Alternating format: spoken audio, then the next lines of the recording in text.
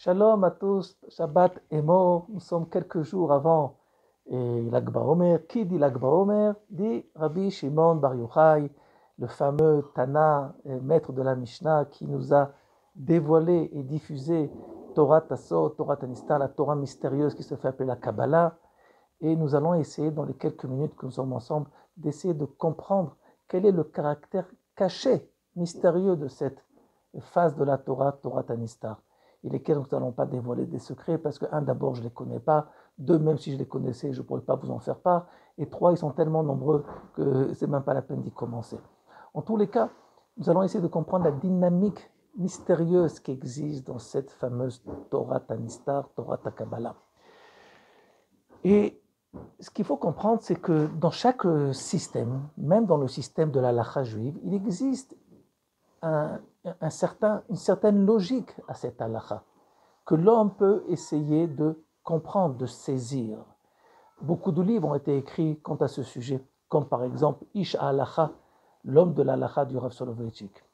Mais ce qu'il faut essayer aussi de comprendre, c'est que le monde du judaïsme ne passe pas uniquement par les côtés ilchatiques qui peuvent être compris par l'homme. Il existe des côtés ilchatiques d'halakha qui ne peuvent pas être saisis par l'homme, compris par l'homme, parce que tout simplement, ils sont opposés à la logique de l'homme. Par exemple, vous savez que dans l'introduction du Zohar, il y a écrit qu'il y a une sorte de yeshiva, de tifta, du Mashiach. Et qui peut rentrer dans cette fameuse metifta, cette fameuse yeshiva, institut du Mashiach? Ceux qui sont capables de pouvoir purifier ce qui est impur de 150 façons, et le contraire, de pouvoir rendre impur ce qui est pur aussi de 150 façons. Ce qui veut dire qu'on ne va pas rentrer dans l'état de pourquoi 150, et ainsi de suite, c'est un cours par lui-même. En tous les cas, ce qui se passe, c'est qu'il existe dans la dynamique du Beth Midrash du Mashiach une possibilité de pouvoir expliquer quelque chose et son contraire. Et tout ça selon la même intensité divine, le même côté véridique des choses. Et on va essayer peut-être de voir de quoi on parle par un exemple très simple. Dans un de ses écrits, le Rav Kook nous enseigne qu'un des secrets de la terre d'Eretz Israël, c'est qu'elle a la possibilité, cette terre, par son caractère, de pouvoir élever le labeur personnel, l'œuvre de chacun, à un niveau collectif, même si je n'y ai pas pensé. J'explique. Je suis par exemple ingénieur, médecin, autre métier. Chacun d'entre nous, en général, la raison essentielle pour laquelle il travaille, c'est pour gagner sa vie, c'est pour pouvoir subvenir à ses besoins, aux besoins de sa famille. Et ce qui est une mitzvah par elle-même. Il y a une mitzvah de l'itparnès, d'amener la parnassa. Bien nous enseigner le Rav Kook que même si ton inquiétude, par ton labeur, c'est tout simplement d'amener à manger à la maison, sache que par ton œuvre personnelle, tu vas participer à une œuvre collective, que cette chose-là, entre Chutz Laaretz, n'existe pas, puisqu'en Chutz Laaretz, il n'y a pas de notion de nation d'Israël.